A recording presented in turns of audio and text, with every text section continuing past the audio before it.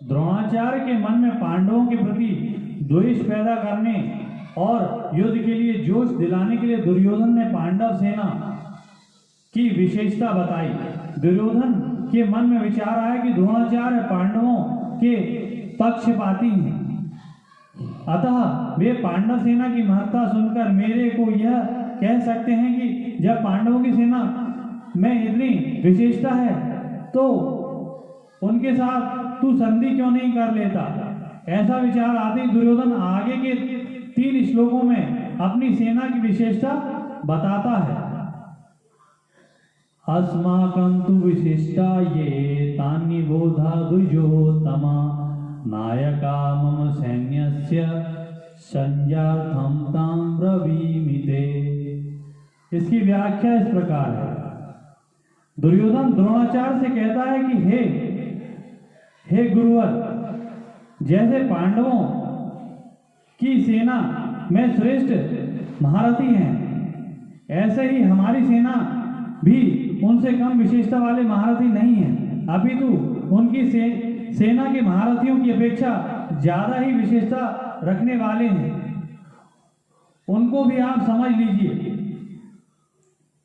तीसरे श्लोक में पश्य और यहाँ निबोध क्रिया देने का तात्पर्य है कि पांडवों की सेना तो सामने खड़ी है, इसलिए उसको देखने के लिए दुर्योधन पश्य देखिए क्रिया का प्रयोग करता है, परंतु अपनी सेना सामने नहीं है, अर्थात अपनी सेना की तरफ द्रोणाचार्य की पीठ है, इसलिए उसको देखने की बात न कहकर उन पर ध्यान देने के लिए दुर्योधन ध्यान दीजिए क्रिया का प्रयोग करता है।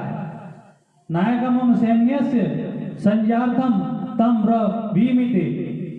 मेरी सेना में जो विशिष्ट सेनापति हैं, सेना नायक हैं, महारथी हैं, मैं उनके नाम केवल आपको याद दिलाने के लिए, आपकी दृष्टि उधर खींचने के लिए ही कह रहा हूं।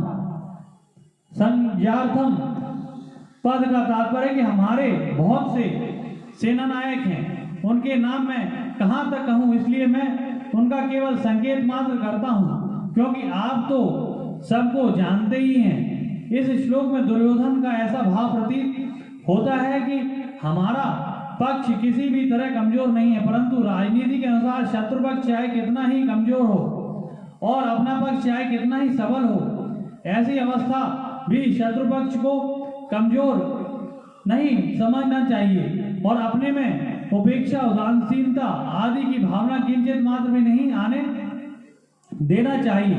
इसलिए सावधानी के लिए मैंने उनकी सेना की बात कही और अब अपनी सेना की बात कहता हूं।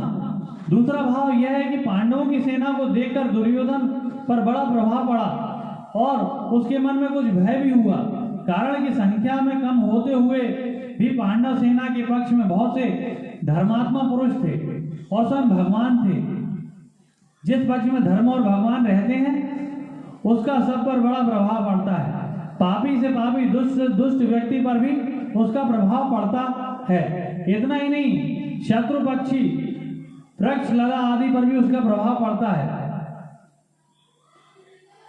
इतना ही नहीं, पशु पक्षी, वृक्ष लता आदि पर भी उसका प्रभाव पड़ता है, कारण कि धर्म और भगवान नित्य हैं। कितनी ही ऊंची से ऊंची भौतिक शक्तियां क्यों ना हो, वे सभी अनित्य ही हैं। इसलिए दुर्योधन पर पांडव सेना का बड़ा असर पड़ा, परंतु उसके भीतर भौतिक बल का विश्वास मुख्य होने से वह द्रोणाचार्य को विश्वास दिलाने के लिए कहता है कि हमारे पक्ष में जितनी विशेषता है उतनी पांडवों की सेना में नहीं है, अतः हम उन पर सहज ही विजय कर सकते हैं।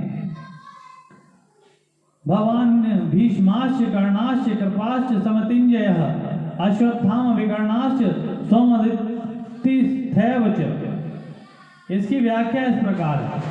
आप और पितामह भीष्म दोनों ही बहुत विशेष पुरुष हैं। आप दोनों के समकक्ष संसार में तीसरा कोई भी नहीं है। अतः अगर आप दोनों में से कोई एक भी अपनी पूरी शक्ति लगाकर युद्ध करे तो देवता, यक्ष, राक्षस, मनुष्य आदि ऐसा कोई भी नहीं है जो आपके सामने टिक सके। आप दोनों के पराक्रम की बात जगत में प्रसिद्ध है। पितामह भीष्म आबाल ब्रह्मचारी हैं और इच्छा मृत्यु है, अर्थात उनकी इच्छा के बिना उन्हें कोई मार नहीं सकता। कर्ण तो बहुत ही शूरवीर है, मुझे तो ऐसा विश्वास है कि वह अकेला ही पांडव सेना को विजय प्राप्त कर सकता है, उसके सामने अर्जुन भी कुछ नहीं कर सकता। ऐसा वह कर्ण भी हमारे पक्ष में है। कृपाचार्य की तो बात ही क्या है, वे तो चिरंजीवी हमारे परम हितैषियों संपूर्ण पांडव सेना पर विजय प्राप्त कर सकते हैं। यद्यपि द्रोणाचार्य और भीष्म के बाद ही दुर्योधन को कृपाचार्य का नाम लेना चाहिए था, परंतु दुर्योधन को कर्ण पर जितना विश्वास था उतना कृपाचार्य पर नहीं था, इसलिए कर्ण का नाम तो भीतर से बीच में ही निकल पड़ा। द्रोणाचार्य और भीष्म कहीं कृपाचार्य का अपमान न समझ ले, इसलिए दुर्योधन कृपाचार्य को संग्राम विजयी विशेषण देकर उनको प्रसन्न करना चाहता है। अश्वत्थामा ये भी चिरंजीवी हैं और आपके ही पुत्र हैं, ये बड़े ही शूरवीर हैं, इन्होंने आपसे ही अस्त्र शस्त्र की विद्या सीखी है, अस्त्र शस्त्र की कला में ये बड़े चतुर हैं। आप यह ना समझें कि केवल पांडव ही धर्मात्मा है, हमारे पक्ष में भी मेरा भाई विकर्ण बड़ा धर्मात्मा और शूरवीर है। ऐसे ही हमारे प्रपितामह शांतनु के भाई बलि के पौत्र तथा सोमदत्त के पुत्र भूरिश्रव भी बड़े धर्मात्मा हैं, इन्होंने बड़े बड़े दक्षिणा वाले अनेक यज्ञ किए हैं, ये बड़े शूरवीर और महारथी हैं। यहाँ इन शूरवीरों का नाम लेने में दुर्योधन का यह भाव मालूम देता है कि हे आचार्य, हमारी सेना में आप भीष्म, कर्ण, कृपाचार्य आदि जैसे महान पराक्रमी शूरवीर हैं, ऐसा पांडव सेना में देखने में नहीं आते। हमारी सेना में कृपाचार्य और अश्वत्थामा ये दो चिरंजीवी हैं, जबकि पांडवों की सेना में ऐसा एक भी नहीं है। हमारी सेना में धर्मात्माओं की भी कोई कमी नहीं है, इसलिए हमारे लिए डरने की कोई बात नहीं है।